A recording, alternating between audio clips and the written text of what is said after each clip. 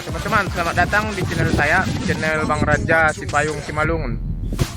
Nah teman-teman, kali ini kita sedang berkunjung ke tempat wisata Binahal Indah Resort, yang mana tempat ini sebagai penginapan dan juga wisata, karena pada tempat ini kita bisa menatap bagaimana keindahan Danau Toba.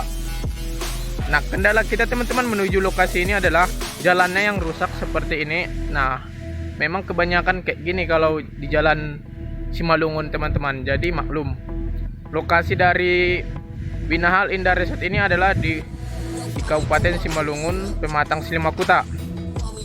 Mungkin teman-teman bisa lihat dari Google Maps. Nah, teman-teman, kita akan membuat view drone di lokasi ini. Jadi teman-teman jangan lupa like dan subscribe dulu YouTube saya, karena saya akan mengunjungi berbagai wisata yang ada di Indonesia. Ikuti video saya teman-teman.